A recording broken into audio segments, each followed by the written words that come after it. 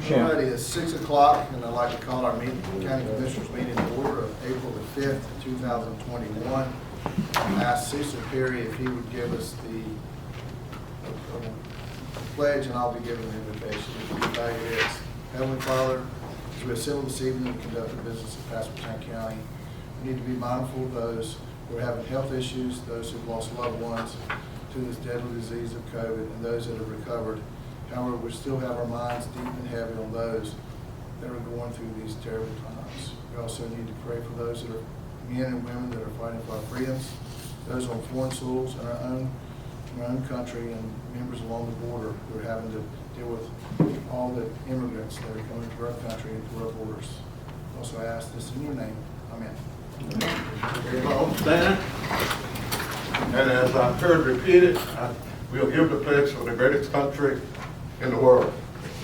I pledge allegiance to the flag of the United States of America and to the republic for which it stands, one nation, under God, indivisible, with liberty and justice for all. Thank you. Madam Clerk, do we have any couple comments this evening? Thank you. I'd like to welcome you here. At this time, I'm going to take one interlude here. John Gregory is here celebrating and reminding us how important our water system is. So, John, would you come and speak for 1 minute or two? I know you're long-winded, but it's very important. Okay. John was the only one? Okay. I figured he was. Can I take this one? Yes, sir. Yep. Mr. Chairman and Commissioners, Mr. Manager, Mr. Attorney, and Madam Secretary, and public of Pasquotank County, I'm here tonight to talk just about Pasquotank County's water system, kind of an anniversary. This Thursday was April the 1st, of course, April the 1st, 2021, and on April the 1st, 1981, Pasquotank County started serving water to the citizens of Pasquotank. That's 40 years, according to my figures anyway. That's 40 years we've been serving water. We have not stopped serving water. That is a continual business that we started and we continue to do all the time. Of course, improvements have been made, but no interruption in the water. Improvements started right out after 1981. We started in 1985 when we built a tank at the plant. We spent some money that we received back from some other sources, and we extended to 69 more customers, which at that particular time only left us 3 customers in the portion of Pasquotank County that we served that did not receive water. They were too far out or so forth like that, where we could not physically get to them. We moved right along in 1988 and increased the size of the plant. We started out a 1.4 million gallon a day plant, and in 1988 we went to 2.4 million. I'm sorry, we went from 1.2 to 2.4 million gallons a day as we built wells to support it. So we were growing. We started out at 3,000 customers, and we started growing and trying to attract more customers as we went along. 1988, we doubled the size of the plant. Then we went into the wastewater business in the mid-90s. Then we started thinking about building an RO plant. The RO plant come online in May of 2012. At that time, we kind of split our system up. At Halston Boulevard North, got the RO water. From there south, got the conventional water from the Weeksville water plant. Without this water coming in and adding on, there's no room for growth. Pasquotank County can't grow, and the city of Elizabeth City can't grow because they were purchasing RO water from us. So without this water, there's no way in the world that Pasquotank County could grow without us. The RO water plant has been very successful, and as days come along now, it is spreading out to the northern end of the county, and hopefully soon that'll come to fruition and everything will be smooth in that area. But again, I just wanted to remind you that 40 years has gone by of us serving water with no interruptions. And I thank y'all for your time, and thank you for our support. Thank you, John, for that update. Any other members that are, Lynn, anybody else on it? At this time, we'd like to call on Ms. Williams from the Community Relations Board as the chair. Mr. Chairman, Yes. we do have one amendment to the agenda, and that's the letter supporting the NCDOT's future I-87 grant application. Okay, thank you for that update. If we could, we need to get a. Motion to approve the agenda with the addition. Second. Thank you. Second. Any further discussion? All those in favor, signify by saying aye. Aye. Those opposed, like sign. All right, back to the business section. Ms. Williams?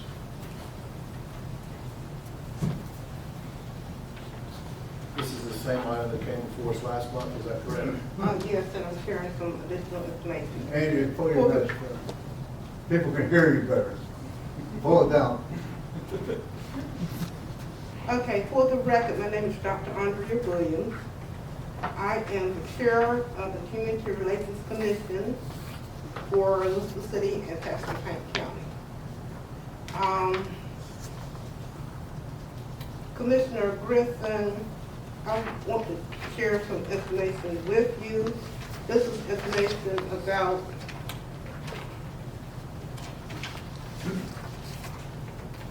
our past activities since I've been chair. Yes, ma'am. This shows the information about the organization Okay. and our proposed activities for this year.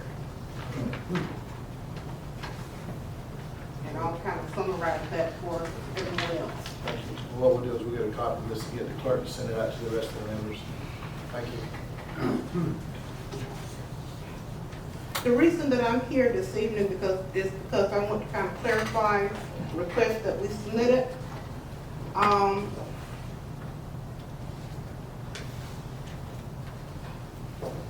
Briefly, let me just say for the people that might not know what the commission is about, it was created in 2003.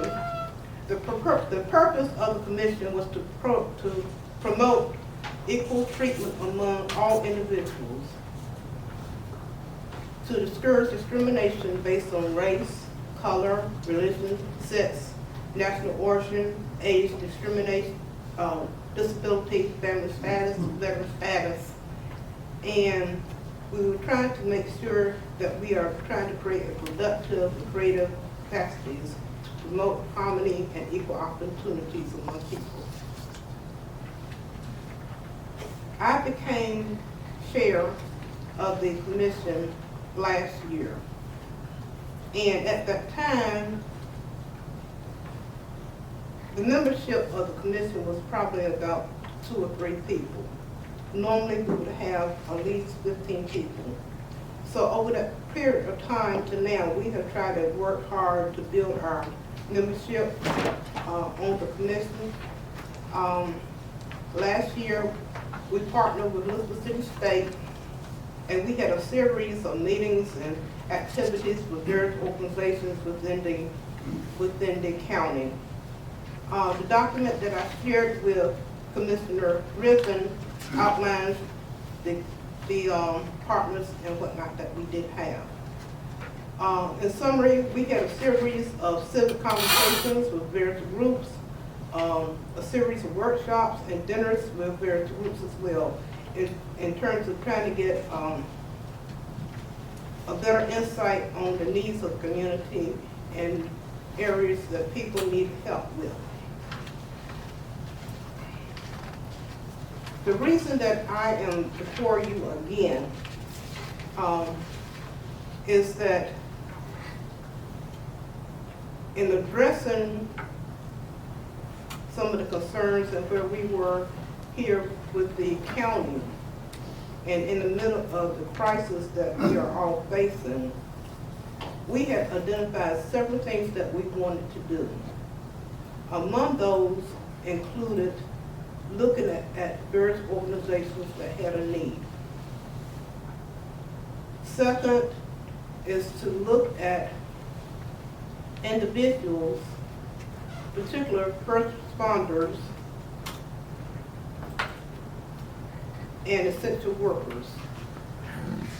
And third, we're looking at, as we have done many years, of identifying 2 or 3 individuals that we wanted to have recognized for our Witherspoon Harris Award ceremony. Last year, we kind of expanded the activities of the Witherspoon Harris Award, wherein instead of just recognizing 1 or 2 individuals, we expanded that and looked at 4 individuals. We also recognize various organizations and students as well from the high schools and from other organizations that were working with disadvantaged individuals. This year, because of COVID, we had to reassess some of the things that we were doing. But again, keep in mind, we were interested in identifying areas that were in need and whatnot.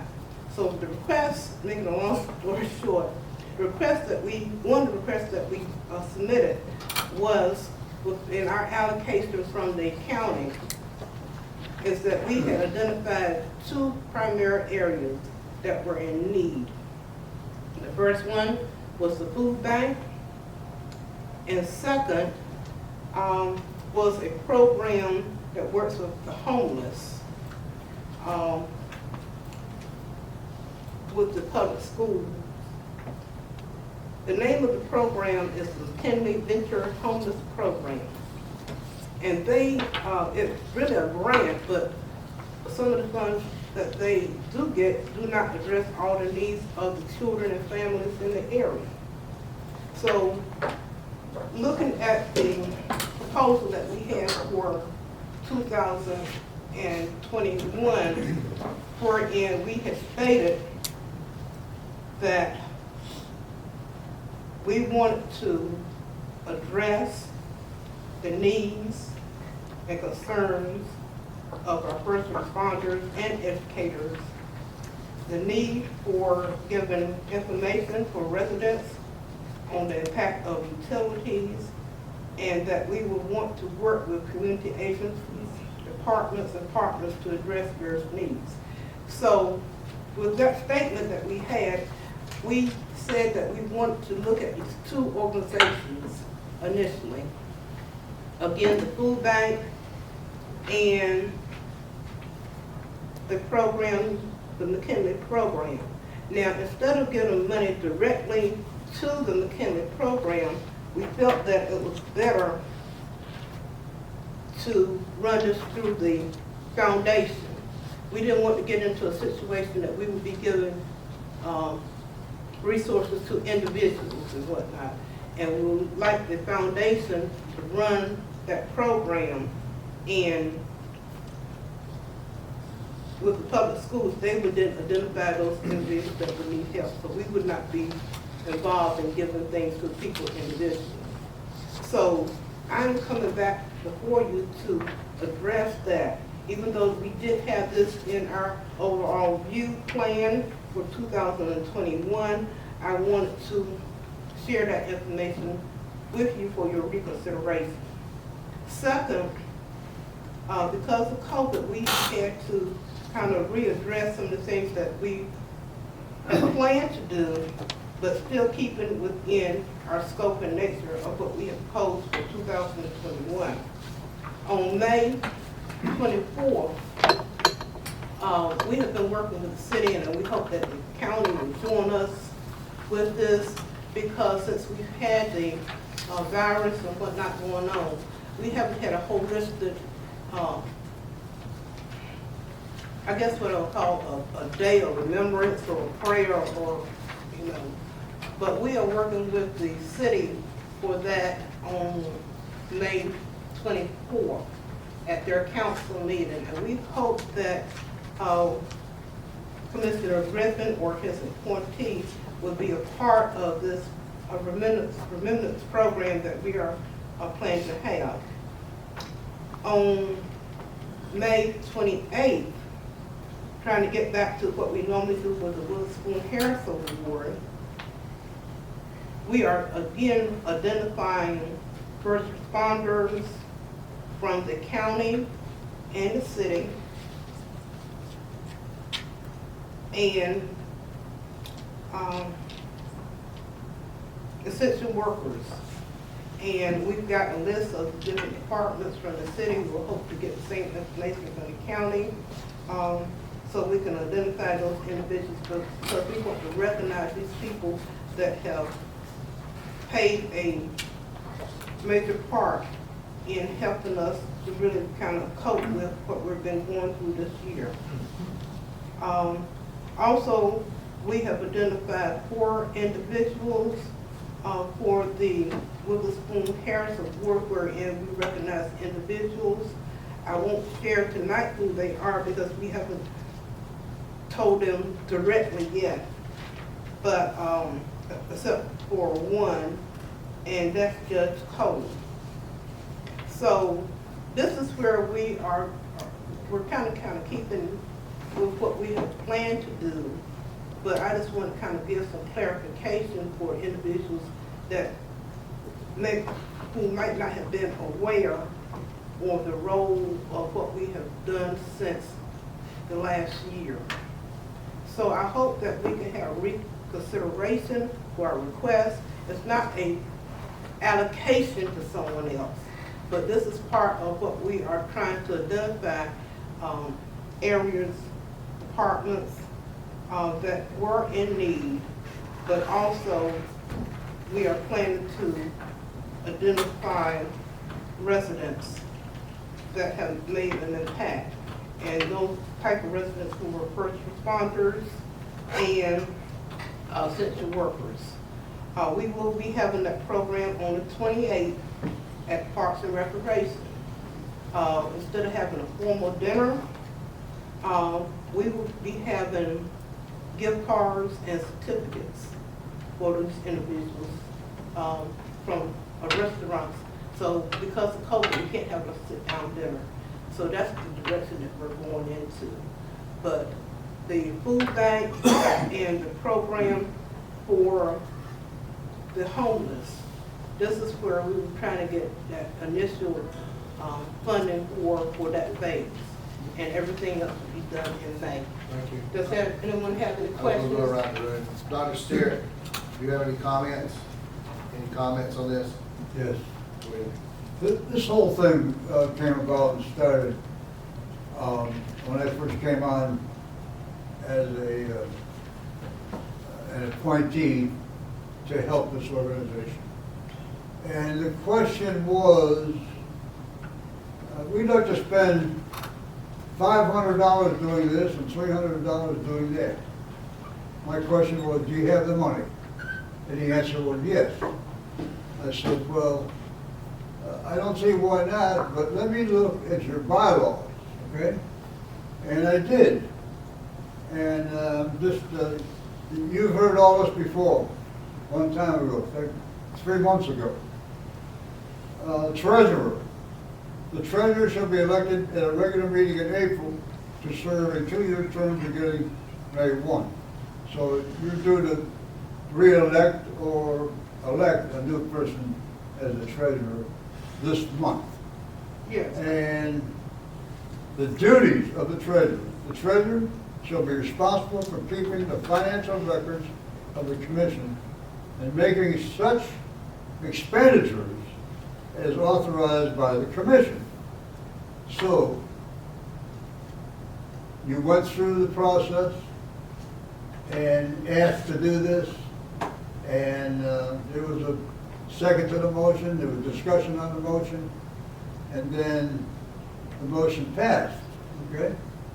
So, as far as I'm concerned, we were all right. But we found out later that there was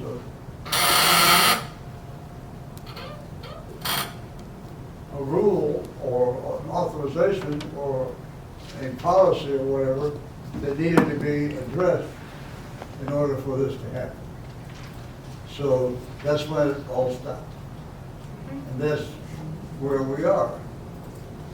So, we need to decide, if you get a motion on the floor, what you would like to have happen, and we'll see if we get a second to the motion, and then discussion on the motion, and then a vote. So, it's in your court right now. Okay, I just want to make sure that, because I think from the feedback that I got was that there was a concern that we didn't think we could spend the funds and we just wanted to give a voucher to another organization for reallocation. No, that's not what that is, and as I have explained tonight, in our 2021 proposal where we said that we wanted to work with various organizations, and at the time, these were the two organizations that we found that were in greatest need. Okay, we're also will be honoring them as well. But and for so many years, I mean I have been on the commission for a while, and when I first got on, there were maybe 4 people coming to the meetings. Okay, then it kind of dwindled. It was 2 people. So this past year, I have built this organization up, and we're really trying to address various needs in the county and the city, and to try to do something that some of the organizations were not doing.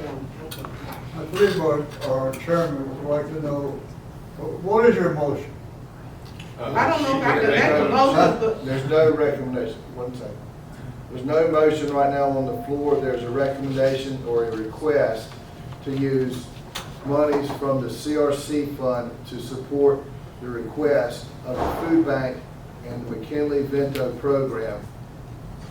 And that would come, a motion would come from my board. This is their request of how they're going to allocate it and who's going to be responsible for administering the money.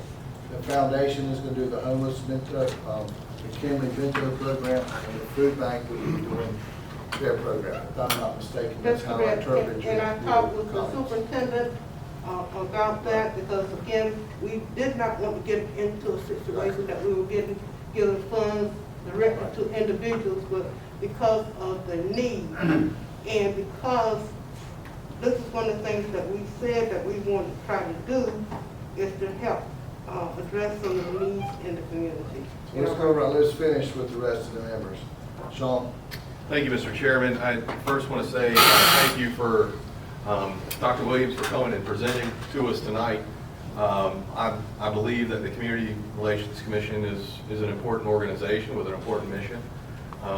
In addition to that, I also think that the 2 organizations that you guys have mentioned here in your request are very noble organizations. They serve a lot of the people here in the community. ECPPS, especially their homeless program, and then the food bank, the Albemarle. But one thing that I am having a problem with, and I'll go back to your mission, is to promote the equal treatment of all individuals, discourage discrimination of all types, and promote harmony and equal opportunity among all people. And I think the biggest problem is the request as it came to us and as it still stands today was a reallocation of operational funds for your organization. And I don't think that even making donations, whether planned or due to COVID, are really an appropriate allocation of those funds. So I'll be voting no if this comes up. All right, Jonathan? Thank you for your information you brought, and thank you very much for your time that you spent on this. We had a discussion, I guess it was a few weeks ago, about this, and I get this is something that the Pasquotank County has never done before, and I just think it's something that we should start. So my position is the same as what it was 2 or 3 weeks ago. All right, very good. I do apologize, I missed the meeting when this was a topic of interest, so I'm not sure why the vote failed, other than what Dr. Williams presented tonight. I can appreciate reallocating funds to these two organizations as well. I don't know if that's within our, I don't know if it's a policy issue, I'm assuming y'all discussed it, allowing someone we've already budgeted money to reallocate funding, if that creates a policy issue or what have you.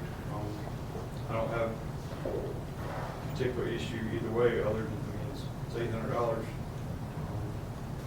But in lieu of me missing the discussion for last meeting, I'll hold my comments. Okay, thank you. Barry?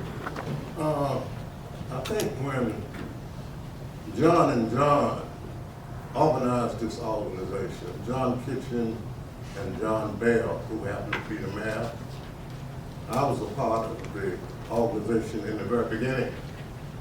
And I was a county commissioner, and John Bell, mayor of Elizabeth City, and John Kitchen was chairman of the county commissioners. And they had some specific objectives for what that organization was supposed to be about.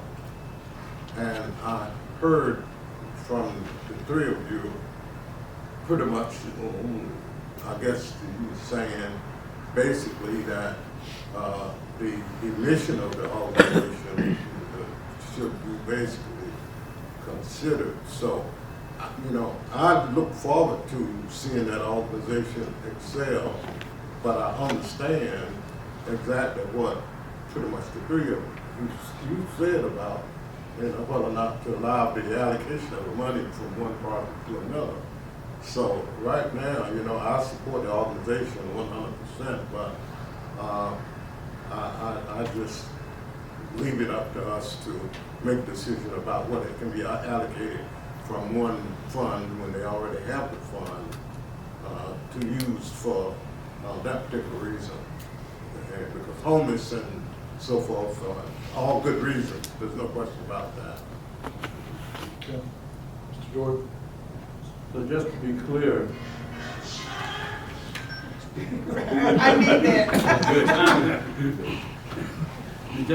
sorry about that. Just to be clear, you're asking whether you can reallocate these funds to these two organizations, right? I guess the terms that we're using and the meaning are two different things, okay? Because first off, is there a policy in writing pertaining to this, first? And second, it's not necessarily a reallocation, we just want to give our money away because we can't do anything with it, okay? That's not the case, okay? The case is that we're part of the thing, and I forgot which commissioner mentioned about the equal opportunity and whatnot, but this shows more information so you can see directly what organization is about. So when we say reallocation, I think we're talking about two different terms and using the same word.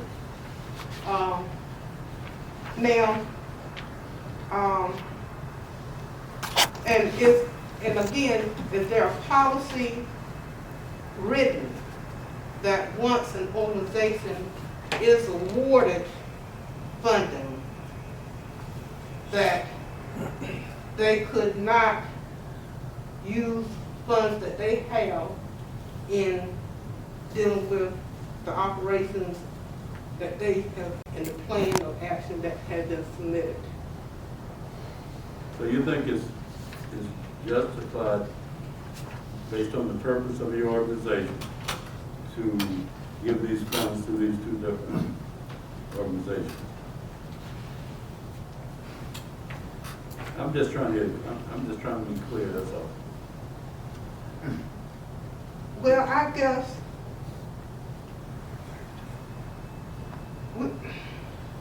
the way that I'm looking at it, and I think our organization is looking at it, it's not that we're just pushing the dollars off to someone else, that we could not use it, or just reallocating that. And I think and for those individuals that did not see the information,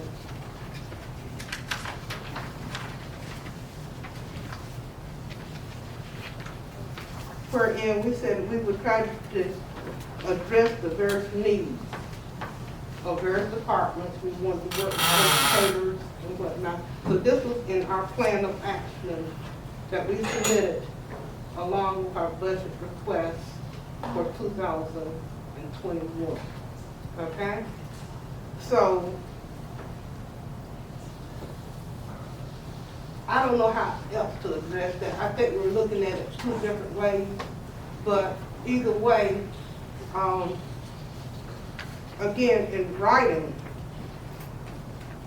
if there is a policy in writing that excludes organizations from working with other organizations, I mean, I agree to that. But if we have put this in writing that we want to address various needs, and that we will be working with educators, we put in the first responders, that type of thing in our initial request for our plan for 2021. We didn't know that the pandemic was going to come, but this is kind of addressing that as well, so I'm kind of glad that we did state it in the beginning. Thank you. Okay. Mr. Chair, clarification. Let me ask something. What is your opinion of what,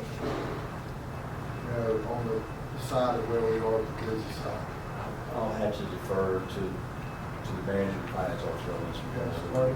Sure. This is, of course, one of our special appropriations agencies, and these funds have traditionally been allocated for operational expenses, recognitions, awards, and banquets. So they have never been used for this purpose. So that would take, from a staff perspective, we can't approve that. So that would take a board decision to approve allowing community relations commissions to actually reallocate, because the funds are going from community relations to two other organizations, so it is a reallocation. So. Okay. Because as I read here under the history part, back to the introduction, it says the Community Relations Commission was created by a joint city-county resolution in 2003 as stated.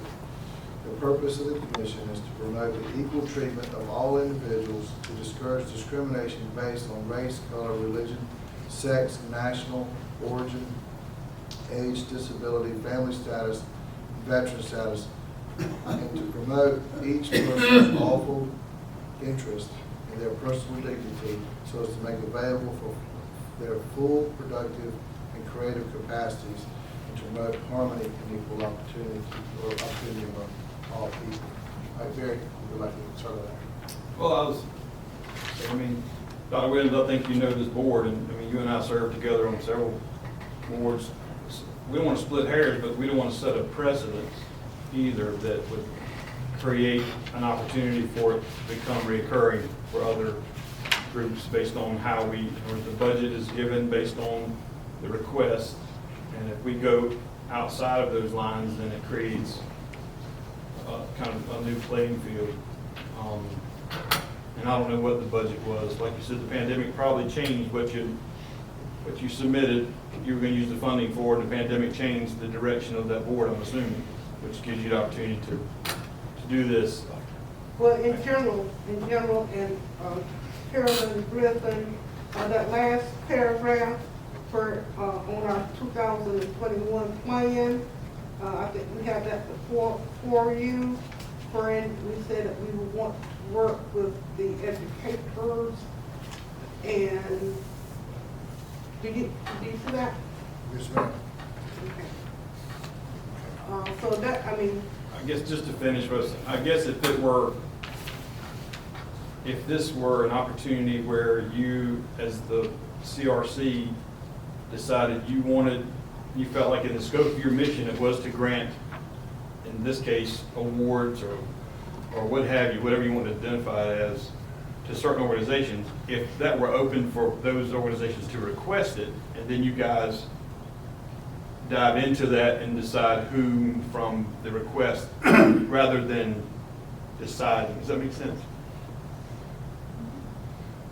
You can still partner and sponsor and participate in these recognition, but the way this request is coming to us is not within the way the money was given to your organization. Okay, how do you indicate how the money was given? It was tied to be used with your operating expenses. And what you're asking is for a reallocation, basically to make a charitable donation to 2 other organizations. And that's not the way the money was given to you, to your organization. Again, I think we all believe in the mission and the role and what that organization was established to do. It's just maybe we could coach a little bit on how to go about meeting your events or something. But Well, let me give you an example for last year. Okay, we partnered with Elizabeth City State. And we had a series of workshops and whatnot, and dinners and whatnot. And if you were to sponsor a dinner, I mean, it sounds like that would fall well, apart. this is one of the things that we've been doing. But the thing, because of the pandemic, we aren't gonna have a dinner, okay? So instead of using funds, like that, I would love just to have a dinner, bring homeless people in for one meal and whatnot, okay? But then you would have to be addressing individuals, wherein this way, the public schools will be responsible for identifying those individuals in need. We would not be held responsible in doing that.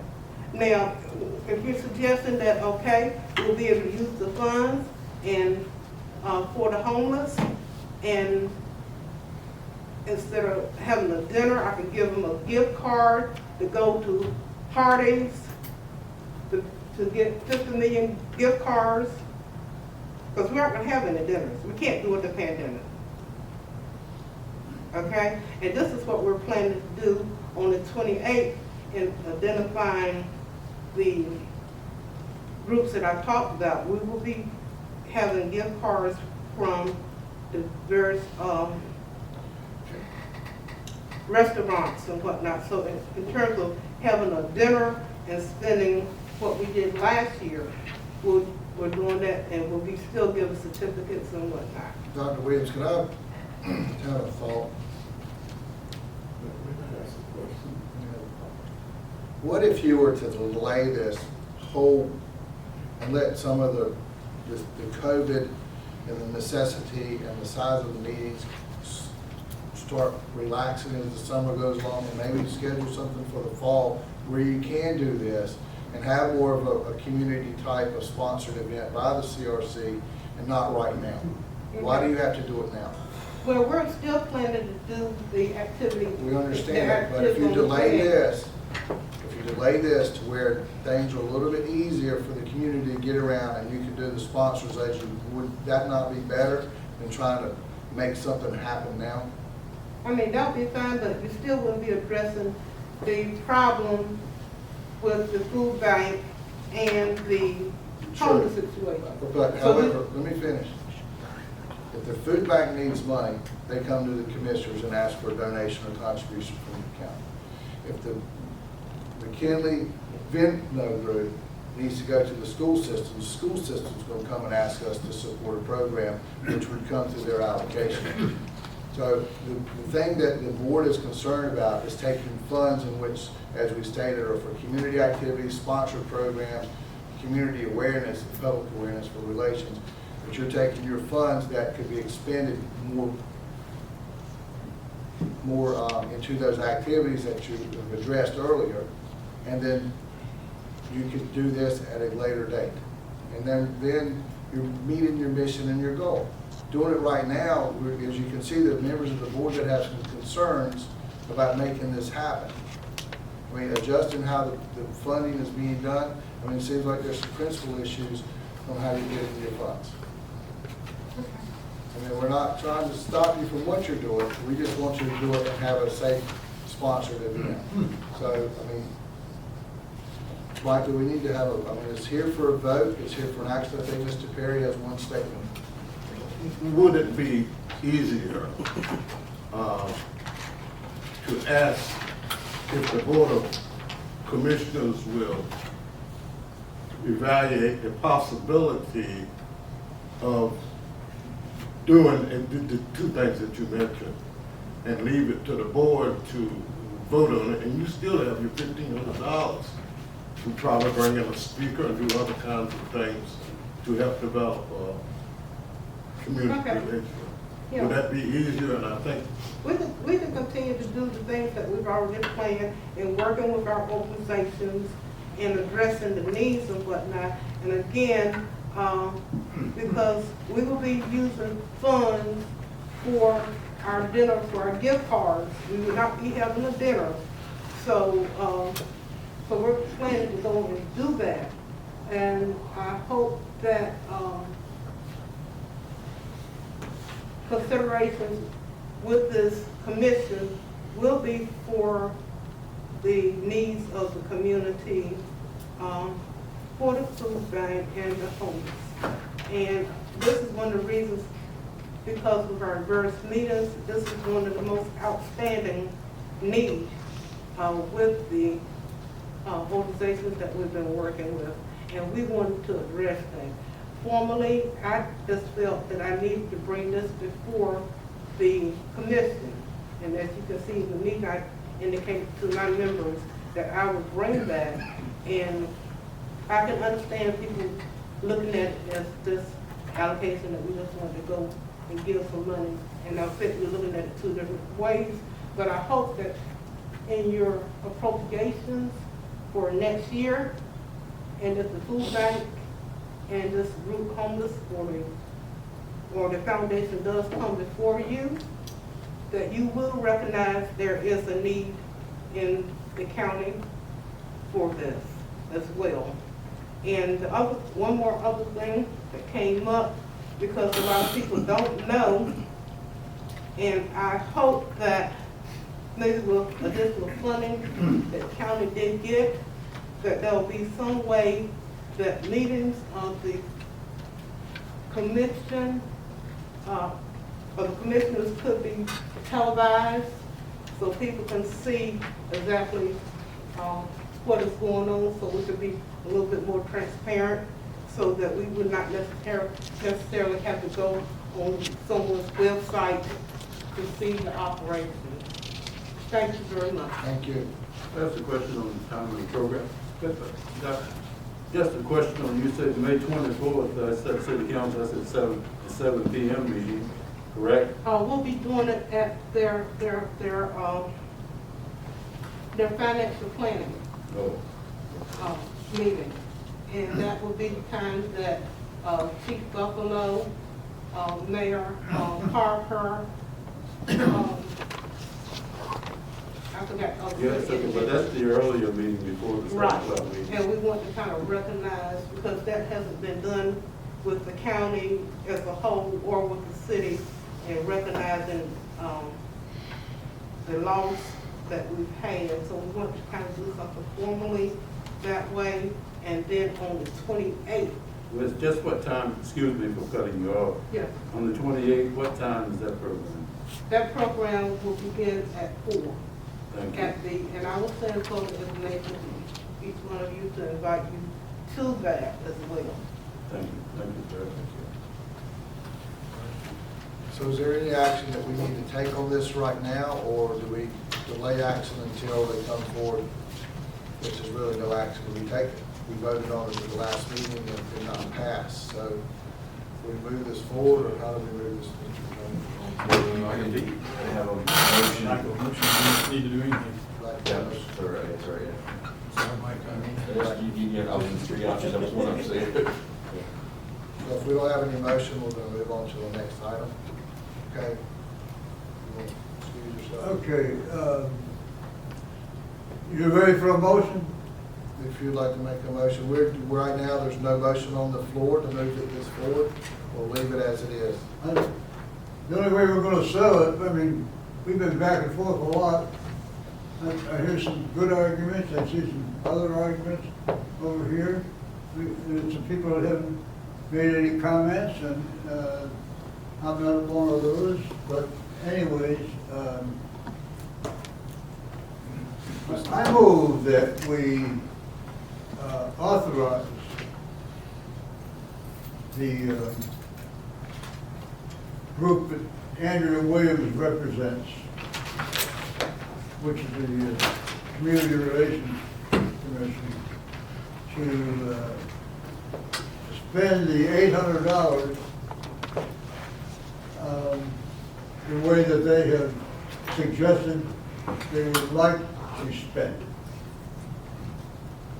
Okay, we have a motion, we need a second. Anybody second it? If none, being there's a lack of a second, then this will be a no vote or lack of motion for second.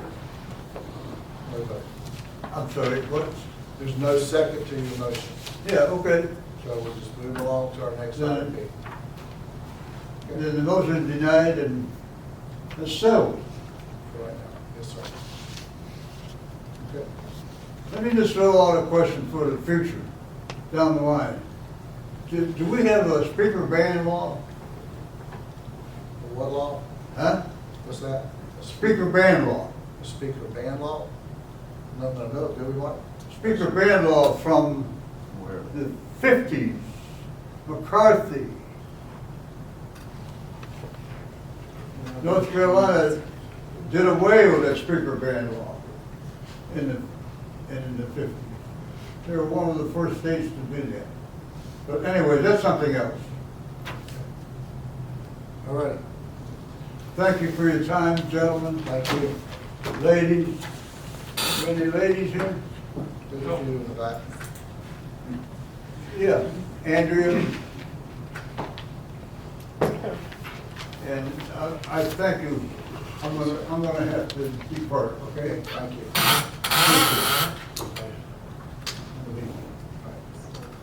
At this time, we're going to move forward with the sale of the property. And Windfall, Sparty, you have some paperwork for us to move forward with, accepted. Yes, Mr. Chairman, we had initially had, the March 1st meeting, we discussed an offer of $120,000 for the county's property at 333 Windfall Boulevard. I was given the authority to counter at 130 and the ability to negotiate down to 125.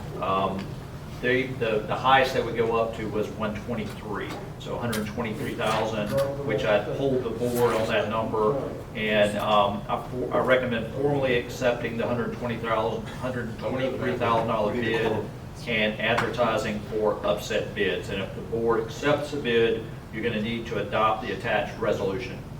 Okay. All right, so this time we've had our due diligence. Mr. Attorney, we've been advertising upset bids, and 123,000 is what we have, correct? We will go through that. Go through that after this. Right, after this. Correct. Yes, I'll sir. make a motion to accept the 123,000 with the addendum. All right, motion from Barry, second from Jonathan. Any further discussion? All those in favor, signify by saying aye. Aye. Those opposed, like sign. All right, Charles, you have some consideration. Barry, Barry, appointments? Sir, we don't have any. We do have one, but we're going to wait till next month. All right, we'll move along with that. Under the consent, What? I'm sorry. Mr. Williams, Oh, you'll need to my apologies. finalize that. thought you had That's right. one there. Yes. Sorry. That's right. You got This it. last meeting, I assumed it been over. All right, Barry, you gonna make a motion on that? No, I don't know where it is. I'm looking for it. Number 6, page 1C. Charles makes a motion. I assumed it Need a was second? before the next meeting, yes, there we go. Okay, we need a second from Mr. Williams, have a second from Thank you. Sean. Any further discussion? All those in favor, signify by saying aye. Aye. Those opposed, like sign. We'll move Mr. Williams. Apologize, Mr. Chair. It's all good, we understand. For a long holiday. On the consent agenda, there's one item, Sparty, we added that resolution for the I-87. Yes, to the consent agenda. To the consent agenda, what that is to And that will be added about the support to State, U.S. Transportation Secretary Buttigieg. It's kind of a support for this. A lot of North Carolina counties in this corridor have supported it and sent it forward, so that's the amendment. So we need a motion to accept the consent agenda. Motion to approve the consent agenda with the amendments. All right. Second from Charles. Any further discussion? All those in favor, signify by saying aye. Aye. Those opposed, like sign. Landon Mason, Executive Director for VIC, will give us an update. How you doing tonight, Landon? I'm doing well, thank you so much. Very good. Glad to see you tonight. Yes, sir. Your sister still got those pretty words that come out of her mouth? Sir? Your sister still singing? Yes, sir. Yes, sir. All right. Thank you very kindly, Chair Griffin. I promise you, I will not be long. I do have some information that will be of great help and support to the commissioners. As you're well aware, I'm the Executive Director for the Economic Improvement Council in Edenton, North Carolina. And of course, Pasquotank County is one of the counties in our 13-county service area. On behalf of our board of directors, President Ms. Robert Williams, they send their regards and obviously they couldn't be present. Ms. Pearl Sutton, she represents the Pasquotank County on our ERC board of directors.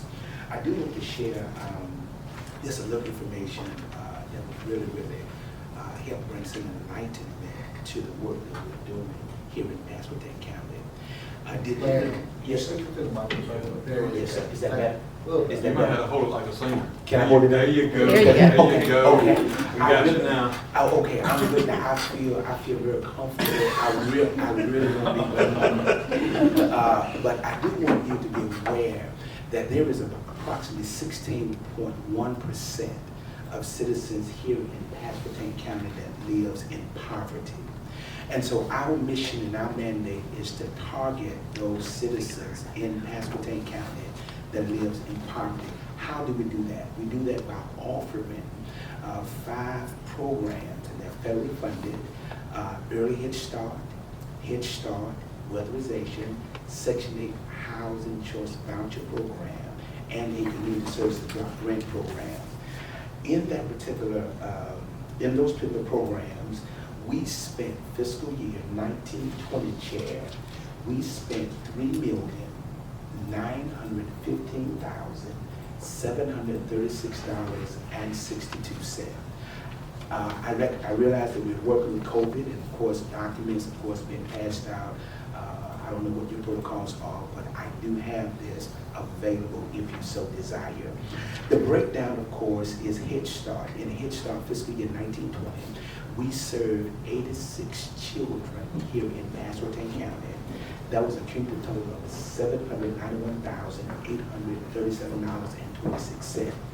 In our Early Head Start program, we served 40 families, and in those 40 families that we served, that was an additional $320,000. Our Section 8 housing voucher program, we served 465 customers here in Pasquotank County.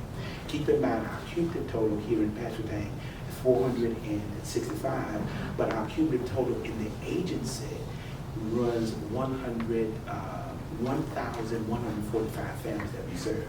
So you can see almost half of that comes out of Pasquotank County, and that dollar amount is $2,717,208.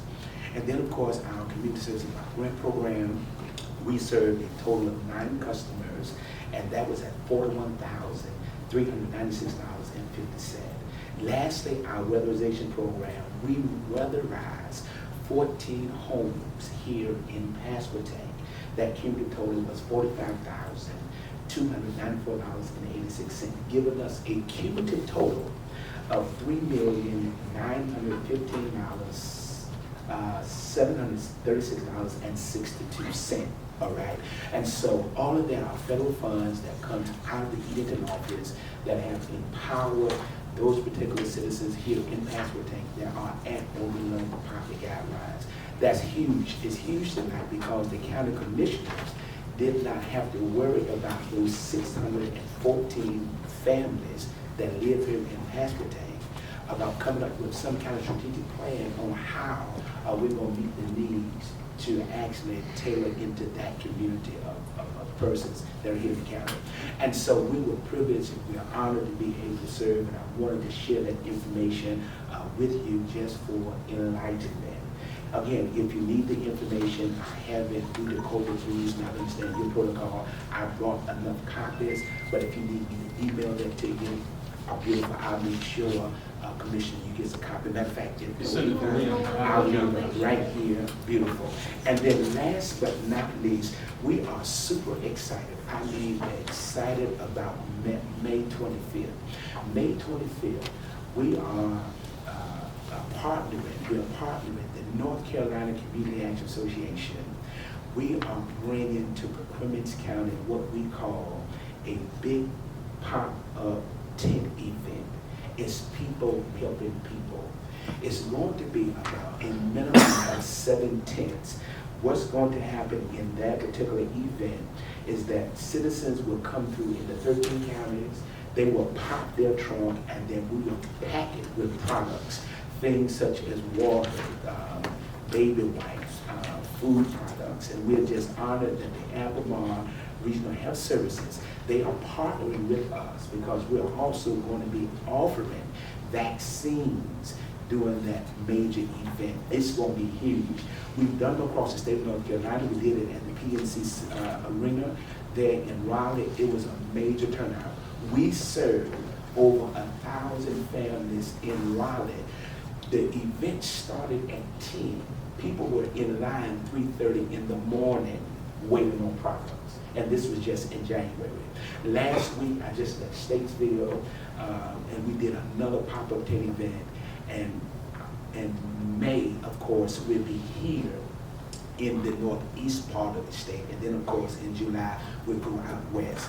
I'm very actively involved and engaged in those missions because I serve as the president for the North Carolina Community Action Association, where we have a cumulative total of about 34 agencies across the state of North Carolina that we actually are in network with. And so we're just so super excited about opportunities to serve in that capacity.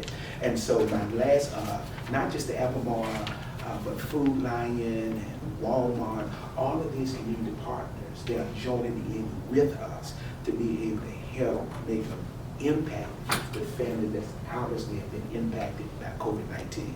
It's huge. If you would allow me, I would send you the link of some activities that we've done across the state because a picture is worth 1,000 words. And once you see the impact that we are making across the state of North Carolina, I really believe that Pasquotank County Commissioners would really want to help us sponsor this event. And so my last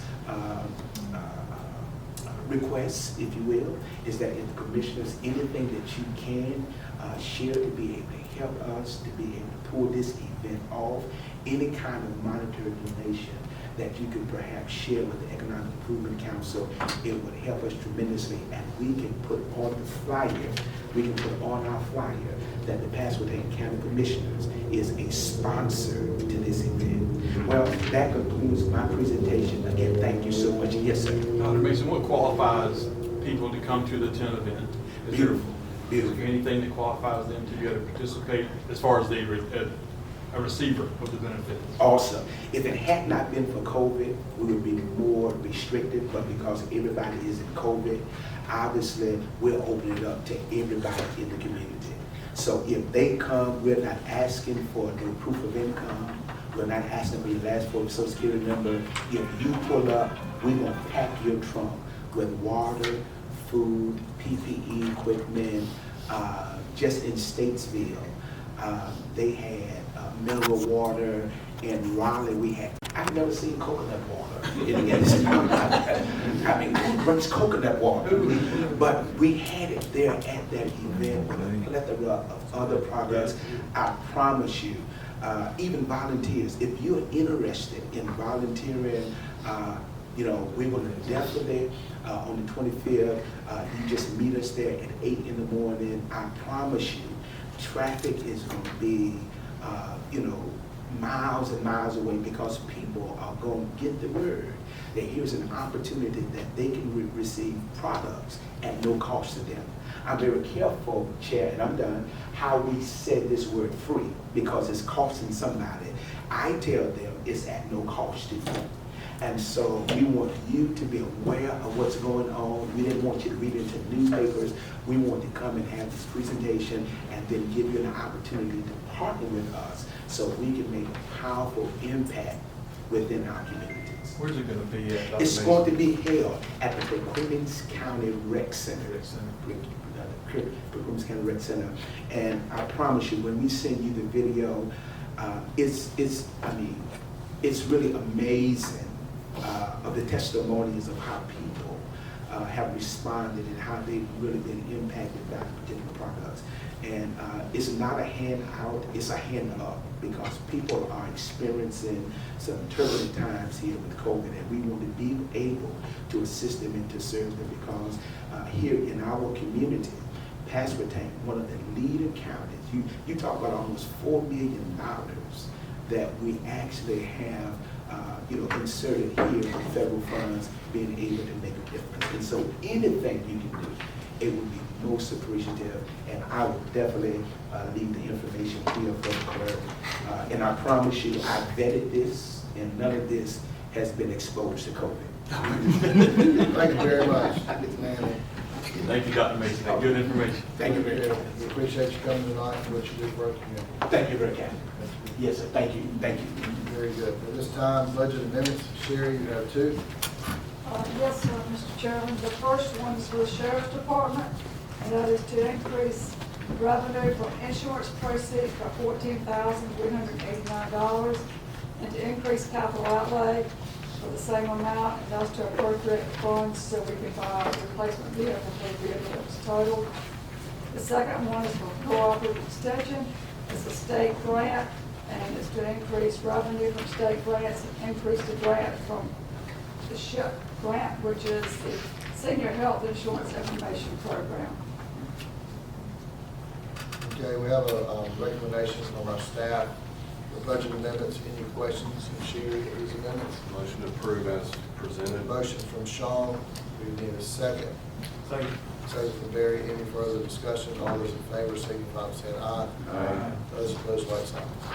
At this time, we'll call on our Utilities Department Director, David. Talk a little bit about the north side pump station. As you are well aware, we are in the process of purchasing new land water district. Part of that process is we need a pump station and we need land to put it on. At an earlier meeting, I think the board approved, gave staff a leeway up to $20,000 to purchase a piece of property for this pump station. The owner of the property got back with me, and we were able to make a deal at the high end of the range. Okay. You've heard this at our last meeting, a little bit of discussion about this, and at this time we'll need a motion to move forward. Any questions of David?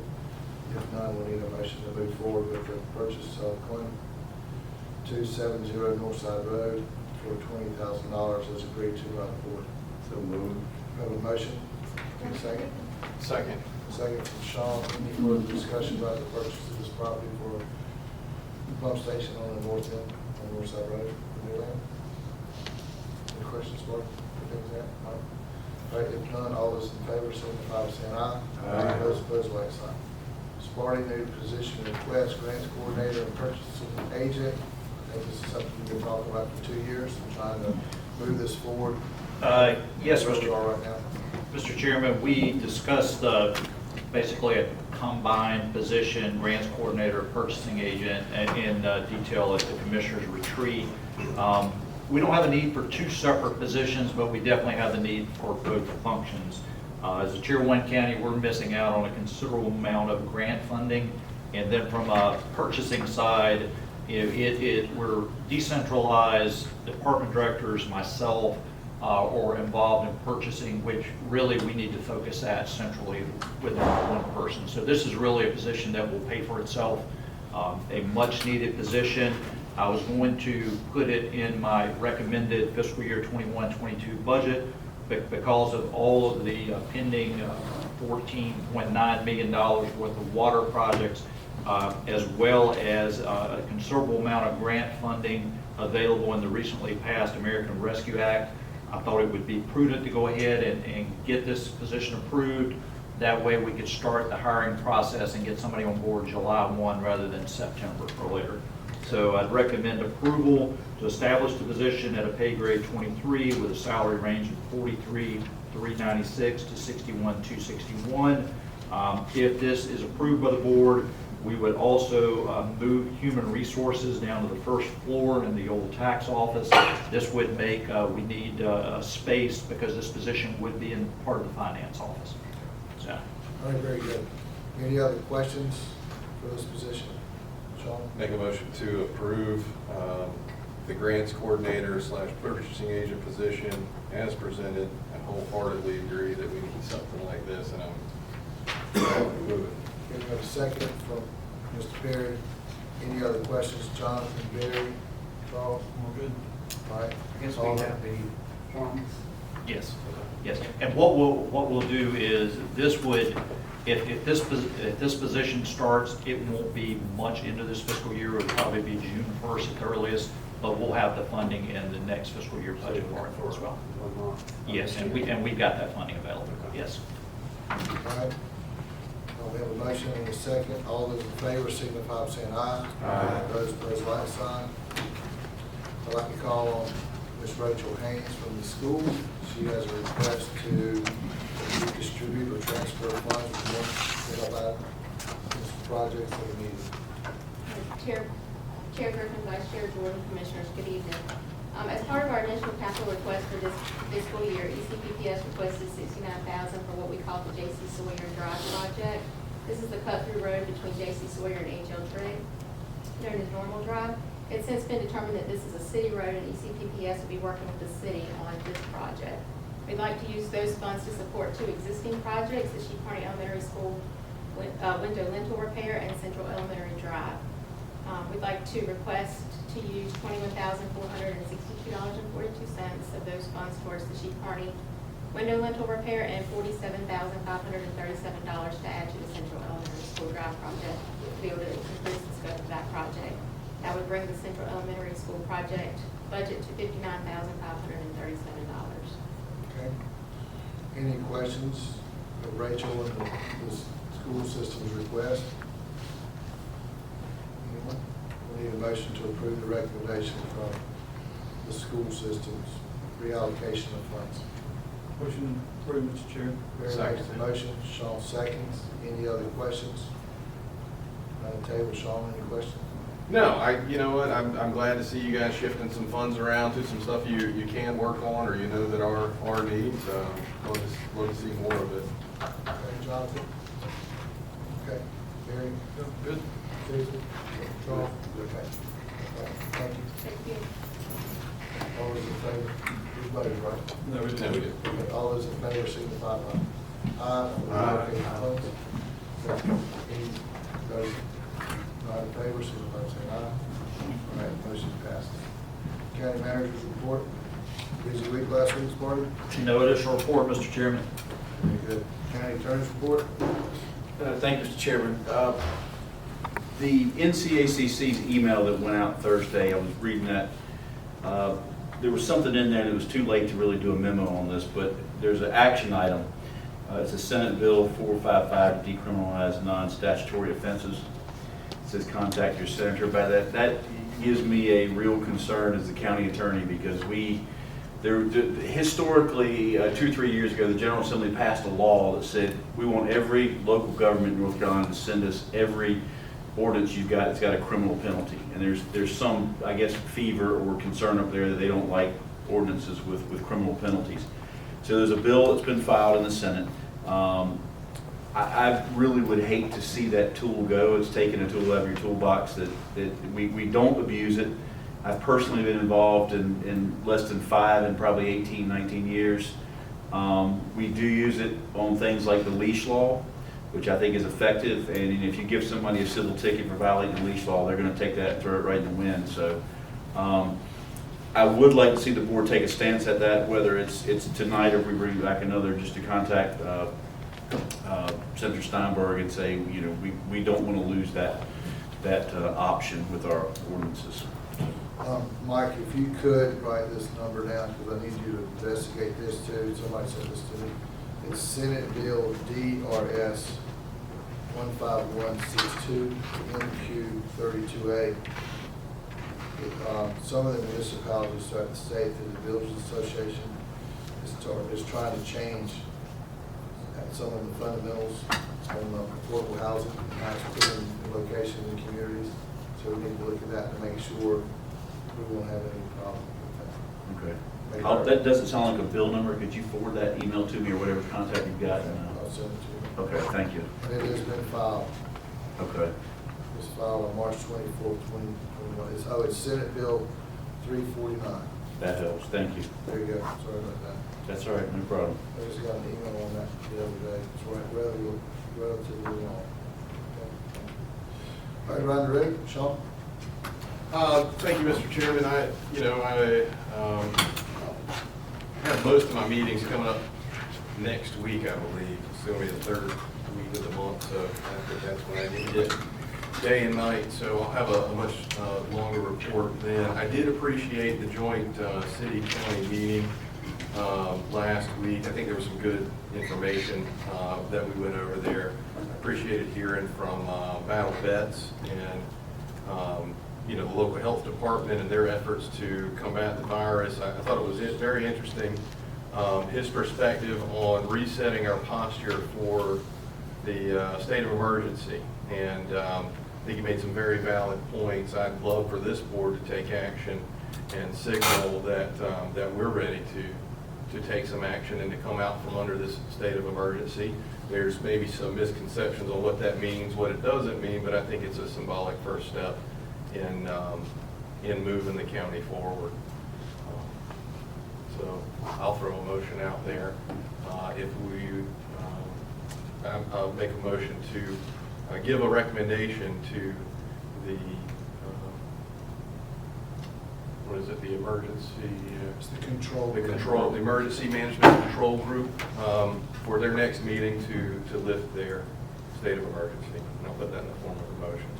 John, let's get a little clarification. Sparty, we don't have any additional imposed sanctions or any kind of clarification in Pasquotank County that we've adopted? No, our state of emergency, we put it in place at the beginning of the pandemic to make sure that we would be able to get federal funding, because that's typically a requirement from FEMA to do that. Also, in case we wanted to put any additional restrictions on, like a curfew, and we never did. So really, there is no, right now the state of emergency is not, it has no restrictions, and it really doesn't do anything. And we have found out that with COVID that we do not have to have it in place for funding. So we did find that out as well. We got actually an email response from the State Division of Emergency Management to that effect. So. I'm just trying to get some clarification for Sean on where we are, where we stand in the control group, because I think, Sparty, you're trying to have a control group. I'm working on scheduling a control group for next week. Right. Yes. So we can take that recommendation back if the board moves forward. I think it's going to be a topic of discussion anyway, Sean, about how we move forward into the summer season. I think some of the concerns that Battle brought up is pretty soon. I think June 21st is when hurricane season starts. And then we also have, working into next fall.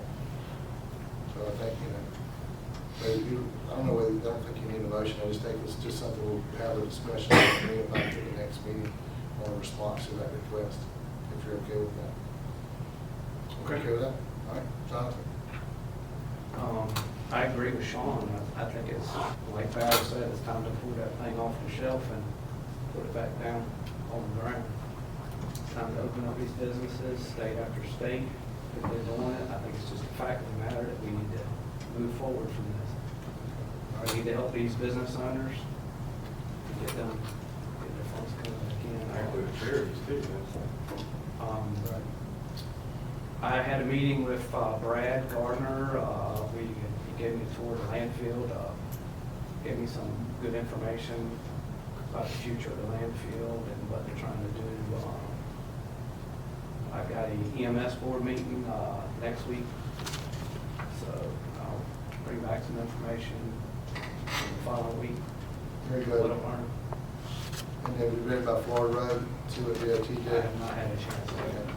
But I appreciate you working on that to get that unclogged and helping these farmers. And then I had several farmers call me about that situation, and they'll be happy to know that that is cleaned out. Right. Thank you. Thanks, Sherry's already reported, and I've had several people, I did call DOT this afternoon or this morning to let the local engineer know that we appreciate what they did, and that one day they wouldn't find the whole pile of debris in the middle of the road. Yeah, now that a lot of farmers are concerned when they start planting. Back up, because that backs all the way up to Pitts Chapel Road, parts of Simpson Ditch Road, and Four Forks. I mean, that has a pretty big sphere of influence, that one ditch to us, or road. That's what it is. Barry? We had a social services meeting this morning. We typically have it the first Monday, so it coincides with today's meetings. Since she is here, Dr. Williams has served us well. She unfortunately has to roll off, is it for 2 years, I guess, Dr. Williams, before you can serve again, leaving us on the board. I've been on for 6 years. Yeah, so she's been on for 6 years. She's now the chair, but because of policy, she has to rotate off that board. So we'll be bringing someone on new in July, but want to give kudos to Dr. Williams for what she's been able to do as a DSS board and helping us with that very active group at Social Services. Do tremendous work for our folks. Had the TDA board meeting, had some really good numbers given to us by Karina, and y'all heard them at the city council or city and county meeting. I'm not sure, but I believe 2 of us signed up to do the half marathon and 5K. I did 5K. Have you done those yet, Barry? Well, since you did a 5K, I guess I had to do a half now so I can one up you. That's okay. I'm gonna need a lot of time to pull that off. How many miles is that exactly? 13. Barry. 13. I get tired driving 13 miles. I don't know if Barry, just put your Well, phone they're on. not. Got that. my wife said I'll do anything to get a medal. So I'm gonna do it at some point so I can get that first inaugural. Anyway, we've had over 10,000, thank you, over 10,000 people signed up for that race, so pretty cool deal. But the TDA board is really doing some good stuff in the midst of COVID with the numbers coming in. It's been able to hold our own, even with people not traveling. I do appreciate, like Sean said, the city-county joint meeting. I appreciate the new style of the agenda party with the positive, refreshing, instead of a lot of dialogue. It just kind of keeps us in the right direction by having presentations, so I appreciate the way that's been set up. Had the opportunity with the women's manager to participate in the COA Foundation tournament and golf tournament, found out how much better he is at golf than I am. And it was a good day by all. A lot of people were out there supporting the COA Foundation. And they're doing good stuff as well with the money that comes in for ventures such as that. And that is all. Thank you. All right, Mr. Perry? The appointment for Miss Williams, is that city or county? It's just DSS board, so it doesn't come through our board at all. It's Okay, It doesn't have to be approved. They make the recommendation. Yeah, And who- then our- not this appointment. So this appointment, Dr. Williams holds, is not a county commissioner's appointment. It is the DSS board appointment. We discussed it this morning because I thought it had to come to us as well, but I was corrected that that is the only appointment that does not come to us, just the local board does Oh, that okay, one. so So state. it's, Okay. she broke it down for us this morning. I'm not sure which one it is, but it's the one that doesn't come to the commissioners. Okay. So we've had 2 applications come in, but check on that again, Lynn, to make sure Kathy was correct in that. But that appointment will be made in June. And thus the deadline was April 15th for those that want to serve in that capacity. So we'll probably approve a person in May so that they'll start in June unofficially, and in July they'll take over on Dr. Williams. I had two board meetings since the last meeting. One JCPC juvenile meeting. It's beginning to reorganize. They've been doing it all virtual and not going out where the students are. I think sometimes we might need to have an explanation of what the board is actually responsible for. That meeting have team court and so forth when students act out in schools and so forth. Their JCPC is a group that try to help the students be able to adjust to school environment and court environment and so forth. Not court environment, but when there are disciplinary problems in the schools and so forth. JCPC is the organization that really handles the schools and interaction with young children, even as low as kindergarten, first grade, all the way through high school. So we had one meeting this month. The next place that I had a meeting was with the health department. I know you heard Mr. Betts the other day talk about how successful we've been, but there's been a lot of effort in the community to help with that success. I know when we had our meeting, we had a lot of discussions about how the churches and the community was trying to help people with the vaccinations, and it seems that all of that, according to the news media, we have no one, I think I read in the paper, in the last 2 or 3 weeks, we have not had deaths or anything from the virus, but that's the basis of my report at this particular time. And there's one other issue that came up during that particular meeting. When I was talking about the organization itself, how we have citizens from different places, people coming and going to get vaccinated, some people coming from out of the community and so forth. I was told by one individual in there that that was not the place to have the discussion. And so I asked, where do you have the discussion? You know, where should we go if we have a discussion on a board that might not always be something that people like to talk about? And one of the things that we talked about when we started talking about the black community, white community, why not talk about it if you're gonna make the community better? But I was told that we shouldn't even talk about that. So I just want the board to tell me where am I to, if I'm on the board and a subject come up, where should I take it? Should I bring it back here or talk about that? Anyone have any idea, Mr. I didn't follow you exactly where.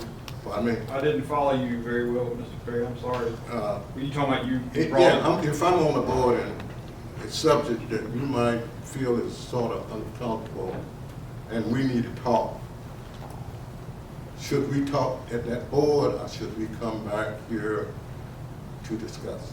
I'd definitely say you talk about it at that board. At that board. Only because if you talk back here, it may not. That's sort of what I thought. Just, but I know sometimes in order to prevent people from making discussions, if there's only one person there that might have a problem and there's a group of other people might not have the same problem, there's a way of people saying things that stop you from talking and not addressing problems that need to be addressed in the community.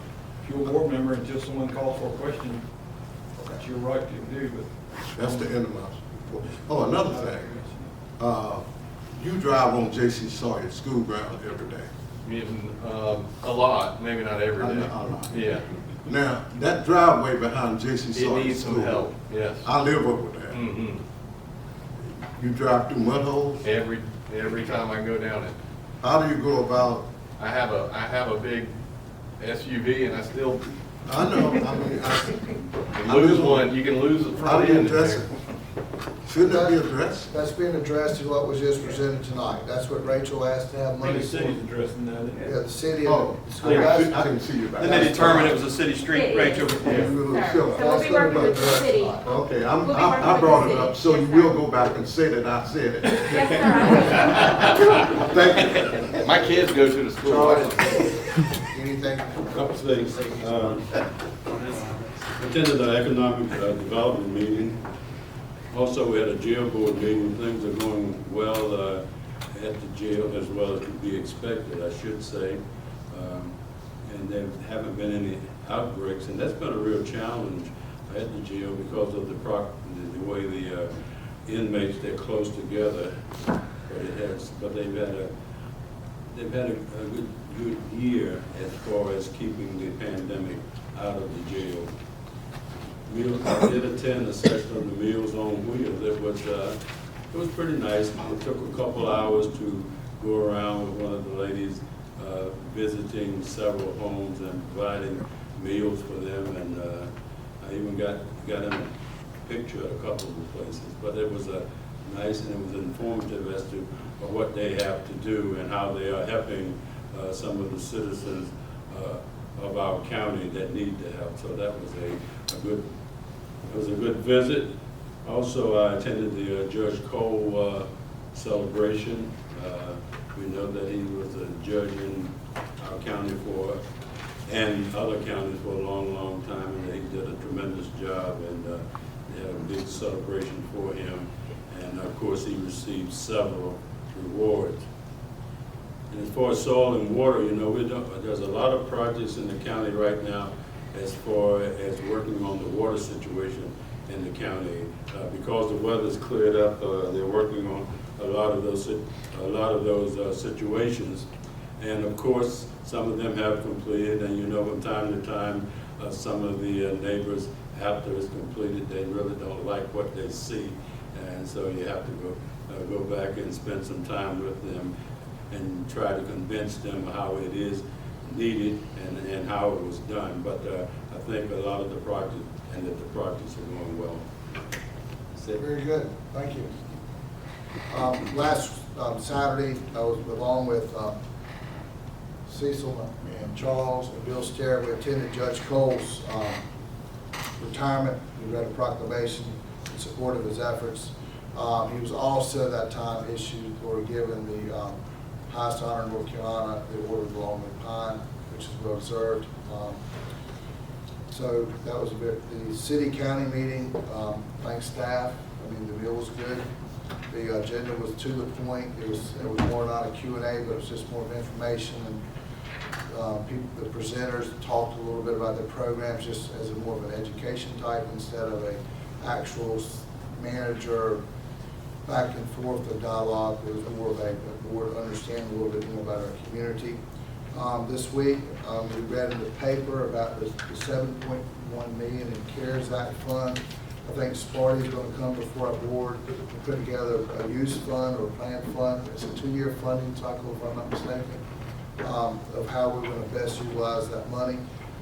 If anybody watched Spectrum News yesterday, there was 3 monumental things.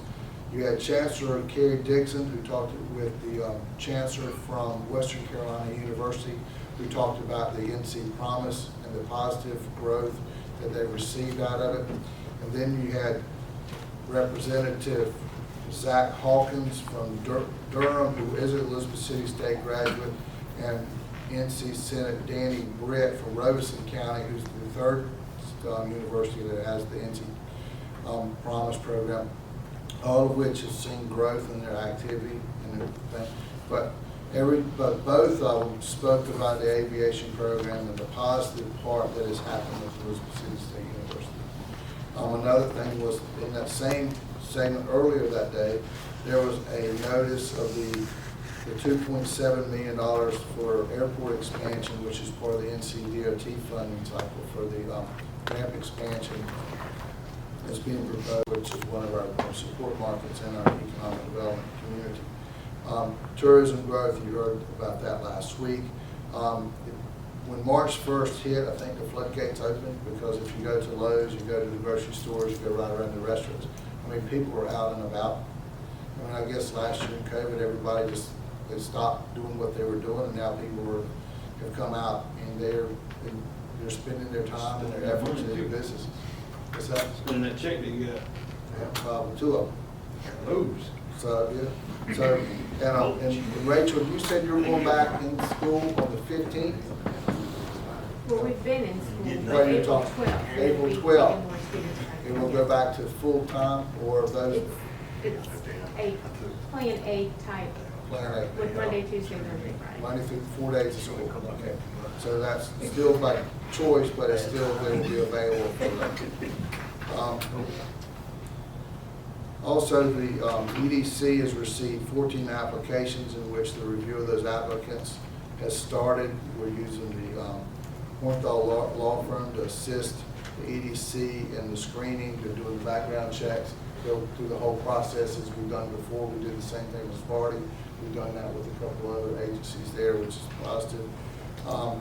And then with the Meals on Wheels, I'm not sure how many shots that Battle told me that they gave out during the Meals on Wheels. The COVID is kind of like what Mr. Perry was talking about, the walk up and drive through programs in some of the communities. But the Meals on Wheels with the inter-county buses were doing Meals on Wheels. I think we did 60 or 80 in-home shots. So, and pretty soon you'll start seeing fans and blankets in those places, Charles. They do have a community program for that. Go ahead. One other thing. I was not familiar with what happened with our mental health system until this weekend. There was a person that came to my house that had a relative that was ill, and I think they carried him out to the hospital, and there had to be changed and so forth. The person was very ill. And I did not know that they didn't have beds in North Carolina for people that have very serious health problems. Have anyone other than me heard that? You mean mental health? Mental health. Health care. Not heard that. Don't heard that. Private. Okay. That's new knowledge. I just want you to know that if a person is mentally ill now, sometimes they're carried to South Carolina. And there are no beds in North Carolina. The beds might be full too. Huh? They don't have that type of bed, or there's just no bed? They all full. They're transferring. I thought they went to Cherry and went to. Yeah, they do. I say it must be because the beds available, because of the private partnerships within still serve clients. But even in our DSS meeting this morning, there's a juvenile that's having a hard time getting placement. Because of just Person everything. that's been in the army and so forth. So we do some adult. Maybe we can follow up on that. But anyway, All right. can move on. All right, at this time, we need to go into closed session for NCGS 143-318